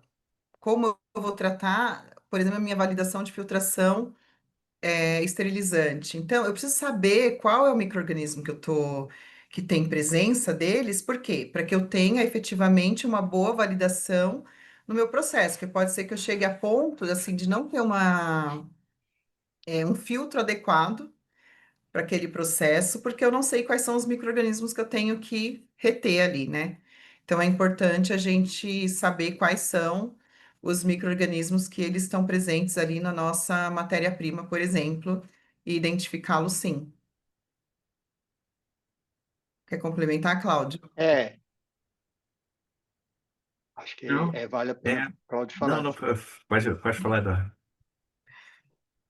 Então, eu acho que faz parte do contexto, de novo, que eu falei para vocês. Então, se você acha que você está com problema na área, e se você desconfia da matéria-prima, que seja a sua principal fonte ou uma das fontes, então talvez durante um tempo você tenha que identificar todos os micro-organismos. Talvez você não precise identificar até a espécie, talvez você faz algum meio seletivo para ter uma ideia e vai tá vendo se piora ou melhora. Então, isso também a gente não falou ainda, mas é muito importante que as variáveis se conversem, né? Então, você não olhar só a bioburden separado do monitoramento ambiental, separado do monitoramento das pessoas, separado, por exemplo, da contagem de partículas de totais, né? Que a gente chama de não viáveis. As partículas não viáveis, eu estou chamando de totais, porque, na verdade, quando você conta não viável, você conta viável também, você conta qualquer partícula, mas essas partículas, se está coincidindo de você aumentar, por exemplo, por exemplo, a bioburden, e aumentou o seu número de partículas no ambiente, será que elas não estão relacionadas? Será que é alguma falha de ar-condicionado? Será que é um vazamento de ar comprimido? Olhar isso, né? Por exemplo, na amostragem, né? Você amostrou, achou, mas você também achou problema no ar-condicionado. Então, vamos tentar conversar as variáveis. Por isso que eu falei que isso toma tempo. Então, muitas vezes, em vez de fazer testes demais, você gasta mais tempo. E não é analista de microbiologia só que tem que fazer isso, né? Então, supervisor de produção, supervisor de garantia, supervisor de validação. Eu falo supervisor porque é geralmente a pessoa mais sênior, que tem essa visão mais global, isso é fundamental para eles. Então, a responsabilidade, principalmente da operação, né? Então, se ele é um supervisor de produção, ele é responsável pela qualidade do monitoramento e pela investigação. E mais responsável do que do analista do laboratório. O analista do laboratório vai te dizer, olha, você está com problema, eu ajudo você, vamos tirar mais amostra, mas quem conhece a operação, conhece os operadores, muitas vezes conhece o piso técnico, é o supervisor de produção. Se ele não conhece, devia conhecer. Então, na capacitação que a Rose falou, a gente tem que lembrar que a gente precisa capacitar também a liderança, né? Técnica, liderança técnica. Então, os supervisores, os gerentes, independente da formação, né? Se ele é de área limpa, ele precisa ser capacitado, precisa conhecer sistema de ar-condicionado, não importa a formação, sistema de ar-condicionado, piso técnico, as utilidades, principalmente as utilidades limpas e as operações e os equipamentos. Então, com essa bagagem, ele tem condições de pegar esse monitoramento e conversar, entender o que está acontecendo de um lado e do outro, né? Porque aquilo, como eu falei, a gente tem uma tendência. Primeira tendência é o seguinte: está dentro do limite? Ok. Está fora do limite? Olha. Ok, isso é bom, tem que fazer isso mesmo. Mas mais importante que isso é saber responder essa pergunta. São você tem três alternativas, vamos dizer, né, para cada tipo de monitoramento. Ele está estável? Está piorando ou está melhorando? Né? Então, o que a gente espera de um sistema de qualidade? Que vai melhorando, certo? Você toma ações, você melhora o seu procedimento, você melhora o treinamento, deveria melhorar. Então, eu diria que o monitoramento estável já não é o que a gente quer. Imagine piorando, né? Então, é importante a gente trabalhar com tendência, né? Que é isso que no fim, que tá por trás, né? Entendi. Por isso, até assim, complementando, né, Edu, precisa hoje, a ideia do CCS é essa, né? Você ter todas as áreas sabendo o que está acontecendo, avaliando as tendências, independente de dentro, dos limites estabelecidos, ok? Para você, e essa identificação é para que você conheça a sua área, para que você consiga controlar na totalidade. E uma coisa que você falou é muito importante, assim, se eu sou, né, o supervisor daquela área, o líder daquela área, eu preciso conhecer os processos, eu tenho que conhecer, porque eu só vou identificar se há falhas e propor um bom plano para a resolução de uma contaminação, algum problema da área, se eu conheço. Se eu não conheço, fica muito difícil. E eu acredito que isso é importante. As pessoas que são os líderes da área, elas entenderem como a área funciona, quais são os processos, quais são as normas, e como é cada característica do meu processo, o que está falhando, porque senão ela vai olhar, ela não vai conseguir identificar essa falha, né? Mas o CCS ele vem para isso, para harmonizar, para que traga todas as pessoas dentro da mesma página e avaliando todos os micro-organismos da planta, não somente do ali pontualmente de uma matéria-prima ou de um produto ou de um processo ou de uma linha ou de pessoas, assim, ela vem para que você consiga vincular isso e todos tenham essa visibilidade do processo em geral. É, José Eduardo, só para nossa gestão aqui do tempo, a gente ainda tem 5 perguntas para responder. Ainda podem surgir algumas, só para nossa administração daqui, para não Ok, deixar nenhuma pergunta não respondida, né? Ok. certo. Mas só para sinalizar para vocês. O Rodrigo trouxe aqui uma pergunta a respeito do monitoramento de tampas e pass-throughs, né? Como é realizado, ele deve ser realizado também na condição de operação, né? E simulando a abertura e inserção e retirada dos materiais, ou seja, simulando a operação. Então, o que vocês diriam sobre isso? Eu nem diria simulando, né? Dependendo de como for, é na vida real mesmo, é com o produto passando, etc, né? É lógico que tem que ver que classe que é. De novo, aquilo que nós falamos no começo, sem atrapalhar o processo, na sua fase de qualificação, ok, você vai simular, né? Aí você simula mesmo, abre porta, fecha porta. Agora, a partir de quando você já está em operação, seu média fio foi aprovado, né? Então, a partir daí você está produzindo. Então, de acordo com o seu plano de monitoramento, eventualmente você vai usar o pass-through com um amostrador lá, se for um amostrador de ar forçado, se for uma placa de exposição, né? E depois vai estudar isso de acordo com a classe, né? Lembra que os pass-through têm classe também, né? Então, ele tem que ser avaliado a sua contaminação de acordo com a classe. Rose? O Pestro hoje, a norma ela traz algo também que é novo para a norma, mas assim, é importante. Ele deve estar na classificação de maior criticidade. E isso é uma coisa assim por isso que tem que tomar muito cuidado com o Pestru. Por quê? Vamos dizer que o meu Pestru, ele faz a transição do grau C para o B.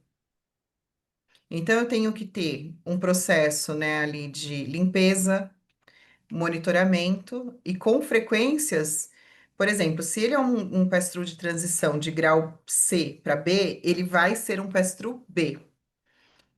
A frequência de monitoramento dele, por exemplo, eu citei, né, que na norma ela fala início, meio e fim. Ele tem que ser monitorado início, meio e fim. Um exemplo. Aí, o programa de monitoramento que você vai aplicar, você também não pode causar risco para o seu processo. Então, ele vai ser igual o Eduardo falou, uma sedimentação, um arativo, um contato, como vai ser feito esse monitoramento, mas deve haver monitoramento, ok? No pass-through, com as frequências estabelecidas. Quando ele faz essa transição para o grau B, a gente tem que pensar que toda vez que eu abro ele para o grau C, até no outro webinário perguntaram: mas ele tem que ser ativo? Depende. nós hoje, a nossa realidade é que os nossos pass-throughs, a maioria não são. Então, como você vai tornar? Às vezes eu não tenho, né? Às vezes a empresa não tem uma estrutura ainda para tornar ele ativo. Então, eu vou controlar isso normalmente com uma limpeza, né? Por isso é importante ele fazer parte, ele tem que fazer parte da validação de limpeza da sua área, ok? Porque isso a Sim. norma ela já está estabelecendo regras diferentes para pass-through. Então, se ele só dele ter que ser, né, a questão da área, ela tá igual a de maior criticidade que ele vai fazer a abertura, né, que vai receber o material, já muda muito essa questão aí de como eu vou tratar o meu pass-through, no monitoramento, na limpeza, no controle dos materiais que eu estou fazendo transferência. Então, é importante isso. Temos uma pergunta aqui do Gustavo Oliveira. Ele diz aqui o seguinte, que trabalha atualmente na indústria farmacêutica com produção asséptica de injetáveis. E nesse contexto, para a linha de enchimento, é esperada mostragem suave das agulhas de enchimento, né? E a respeito da contaminação por fungos em grau A e B, poderia explorar um pouco a respeito da expectativa das autoridades para a investigação da causa raiz? A gente não tem muito tempo, né? Vamos tentar ser breve, né?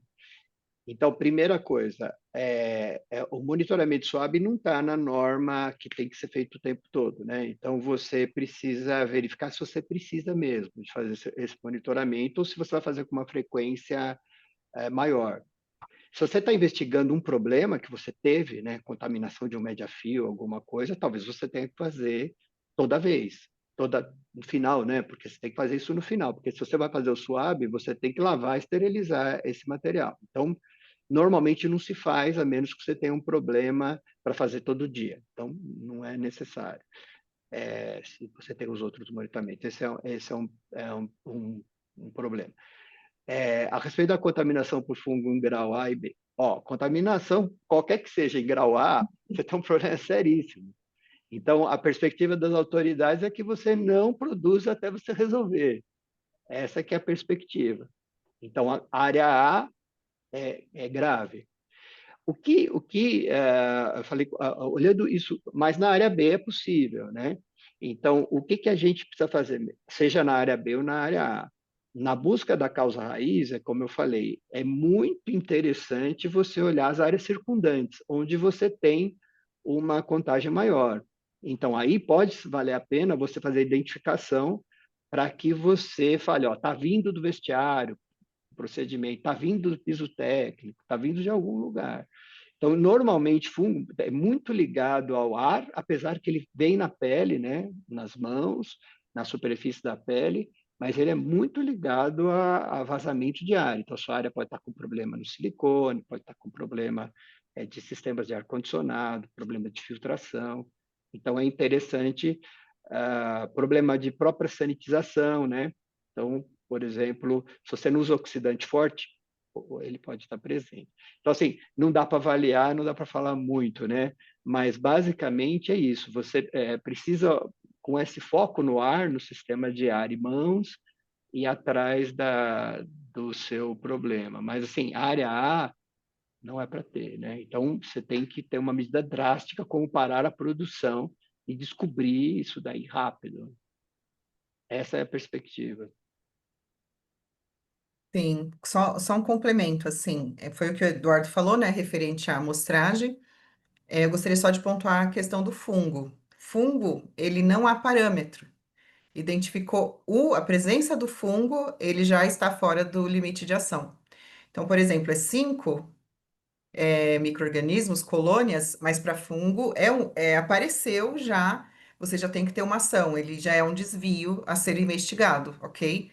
E isso é uma das coisas que a gente precisa tomar bastante cuidado quando determinar a questão da identificação, porque a norma ela é muito clara quanto a fungo, ok? Bem, temos uma pergunta da Sandra, relativa aos testes de endotoxina em produção de medicamentos em forma farmacêutica em pellets e gestrinona, por exemplo. Qual a sugestão para fazer a validação quando não há limite estabelecido em farmacopeia? É assim. É, Pode falar, Rose. Desculpa, a gente fala Não, junto. fala, você fala Quando você primeiro. está falando de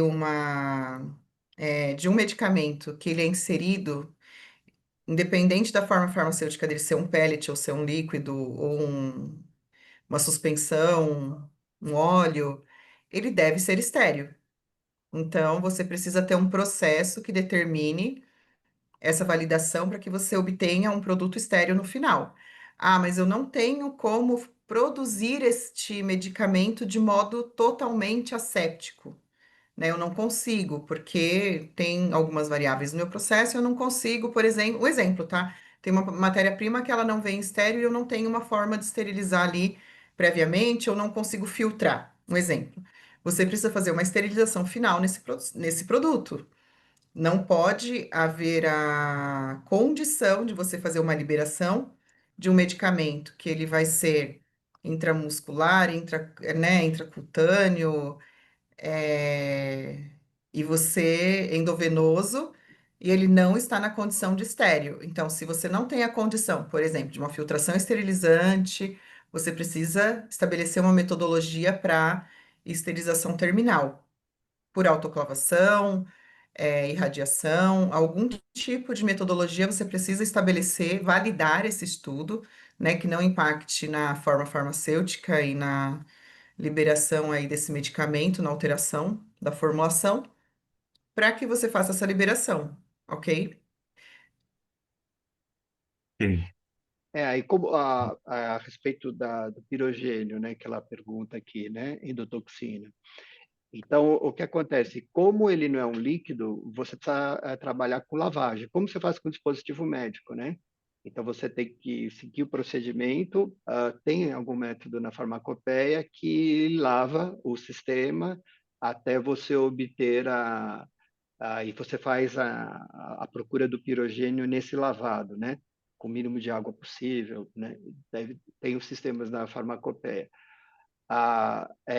Aí o positivo você faz adicionando na água a própria endotoxina e depois fazendo o teste, ver se você acha, né? Então, eu trataria isso da mesma forma com as metodologias de sistemas, essa lavagem, a procura da endotoxina, igualzinho o dispositivo médico, né? Outro dispositivo médico, como agulhas, como sutura cirúrgica, como sistemas que são implantados ou estéreis, né? Ok. Temos uma pergunta aqui do Mário Júnior, relativo ao ar-condicionado. O ar-condicionado em salas limpas pode causar contaminações? Quais os cuidados são importantes em relação à qualidade do ar? Com certeza, né? Aí acho que nem a quantidade de problema que pode causar é tanto que a gente precisava de vários webinários para falar dele, né? Então, a própria definição de área limpa é baseado num ar-condicionado totalmente diferente, né? Não é o ar-condicionado de conforto e não é o ar-condicionado da produção normal. Então, você tem um dos elementos chaves é o filtro EPA, né? Que é o filtro que segura 99,997% das partículas maiores que 0,3 microns. A Anvisa tem um documento muito bom que explica a parte de ar-condicionado e fala toda essa parte básica que é o guia de sistema de ar-condicionado de áreas limpas, né? Guia de sistema de ar-condicionado, só. Já, se você procurar, eu acho que é de 2013, mas ele explica muitas coisas que a gente falou aqui, como disse a Rose, fluxo unidirecional, filtro EPA, diferenciais de pressão, tudo isso é fruto do ar-condicionado. Se qualquer um desses parâmetros que a Rose falou falharem, você tem uma potencial de contaminação. É importante, o ar-condicionado é fundamental. Por isso que eu insisto aquilo que eu disse, o supervisor de produção, o supervisor de qualidade, o supervisor de validação, precisa conhecer o ar-condicionado da área limpa. Não é um problema de utilidade, não. Isso é um problema de operação, né? Então, a resposta pode causar, assim, um monte de problema. Esse guia da qualidade de 2013, esse guia de monitoramento ambiental de 2013, ele é maravilhoso. né? E a Anvisa até tirou como ele tá disponível, mas a gente sabe que ele não foi substituído por nada e foi tirado, É isso. mas ele é Ainda vale. muito bom, ele assim super, vale muito a É, consulta porque realmente ele identifica e ele é um guia de poucos que eu já vi que ele fala desde do mais simples, né, Eduardo? Ele é bem detalhado. isso. Ele Sim, começa super. com áreas não limpas, né? Como você citou lá, Exato. ambientes gerais, e vai até a área de áreas A, né?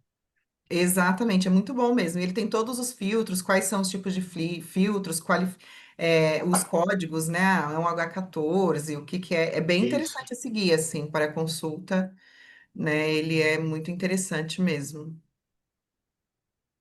É, Recomendo. pessoal, temos mais 3 perguntas aqui na nossa lista.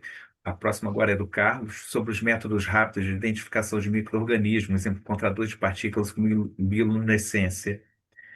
Como vocês veem a implementação no Brasil? Há empresas que já utilizam? Ah, sim, isso é uma agitação, já tem empresas que utilizam. Você tem que lembrar que métodos não farmacopeicos precisam ser validados, né? Métodos farmacopeicos não precisam. Então, muitos desses métodos ainda não estão em farmacopeia. Então, você precisa fazer o sistema de validação completa, né? Provar que funciona. E uma vez que você validou, é aceito, né? No mundo inteiro, não é só no Brasil, tá? Então, são métodos importantes e é uma revolução que está acontecendo. Cedo ou tarde a gente vai ter. Por que você ainda usa aqueles métodos? Só rapidamente. Esses métodos tradicionais que a Rose falou, é interessante porque você tem um histórico. Então, você tem uma área que você sempre fez monitoramento por exposição de placa, por todos esses aí, você tem esse histórico. Então, você muda o método, você pode perder esse histórico. Então, mesmo quando você mudar o método, você vai precisar um tempo ficar com o método antigo em paralelo, né? Então, mas a tendência são métodos rápidos, sim, métodos cada vez mais sofisticados, né? Sim. Perfeito. E é bem isso mesmo. O anexo 1 traz muito forte essa questão de você utilizar, né, metodologias de aplicação de métodos rápidos. E outra, são benefícios, né, para a nossa área. Porque antes, um exemplo, né, nós tínhamos que esperar a esterilidade de produto 14 dias. Hoje nós já estamos com equipamentos que eles, de 3 a 5 dias, eles já estão dando resultados prévios, 5 dias finais já de esterilização. Então, assim, isso ajuda muito o nosso processo, assim, na agilidade. A tecnologia, ela vem para contribuir total, né? Nós temos vários exemplos, né? Hoje que a gente já consegue aí trabalhar tecnologias que vêm para apoiar os nossos processos e ajudar, certeza. É benefício. E é isso que o Eduardo falou, precisa validar, não pode esquecer desse item prévio importante, tá, gente? Valide. Pessoal, você está caminhando aqui para o final, a gente tem mais 2 perguntas. A pergunta aqui do Jonathan: monitoramento de grau C e D pode ser feito por quanto tempo? Por exemplo, uma vez na semana, uma vez no mês? Ver como seria a frequência para grau C e D? Essa eu vou responder bem rapidinho. Grau C é semanal, grau D é mensal.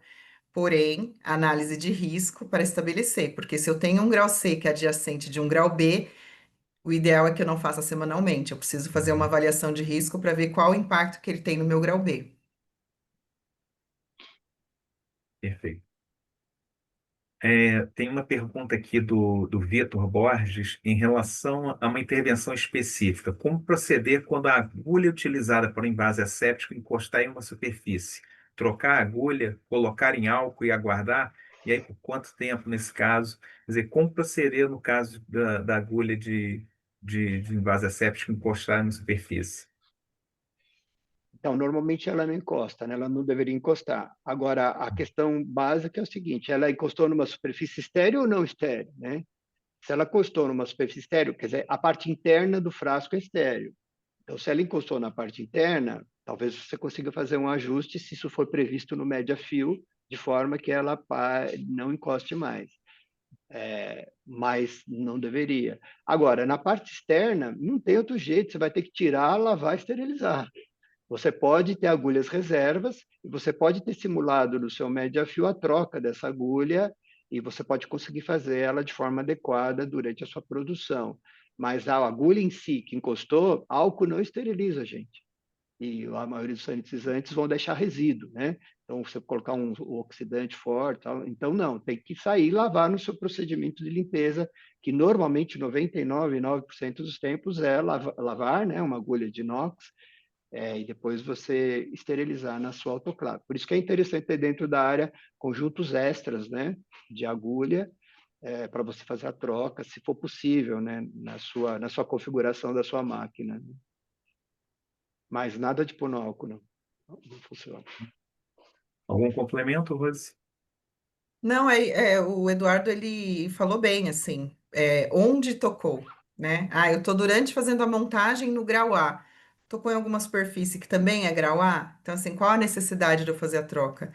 E é isso, né? Álcool não esteriliza, né? Outros agentes podem deixar residual, é bem isso que ele falou, assim. E assim, e testar em média fio algum tipo de toque que pode ocorrer. Às vezes eu tenho uma região muito justa para fazer. Então, assim, toca, faz essa simulação no Mediafio para avaliar se realmente essa intervenção é um risco, porque normalmente não será um risco, né? Se tocou em grau A, não será. Mas ele falou super bem sobre todos os pontos. Perfeito. Bom, temos um último comentário aqui do Mário. O Mário Júnior, ele fala que trabalha aqui na área de ar-condicionado, que achou o evento interessante, foi bom a gente trazer o assunto e parabeniza aqui pela iniciativa. A gente fica muito feliz, Mário, que tenha sido útil. Então, Lembrar, Mário, obrigado. só uma observação, que a gente tem vários seminários que a gente vai falar mais de ar-condicionado, né? Então, É, contamos com a sua assistência e dos outros, né? perfeito.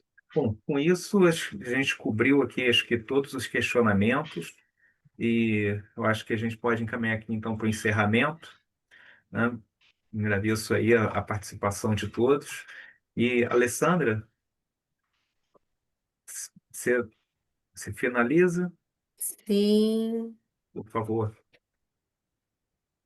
Bom, chegamos ao final de mais um encontro da gente da SBCC, né? A gente tem realizado aí uma vez por mês, né? Já temos um próximo agendado no mês de julho, no dia 24, né? Convido que todos acompanhem aí a nossa agenda de seminários, ou seminários de webinários, né?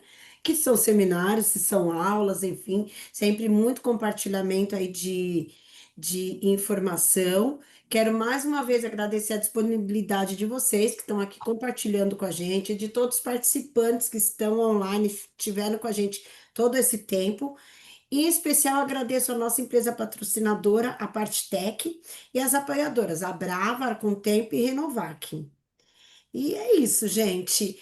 E os webinários todos são hospedados no YouTube da SBCC, podem ser compartilhados. É isso, informação e disseminar informações é o que é importante, né? Disseminar informações técnicas. Então, agradeço a todos e boa noite. Até Boa mais, noite. gente. Boa Tchau. noite. Ótimo. Tchau, Tchau. tchau. Obrigado a todos. Obrigada.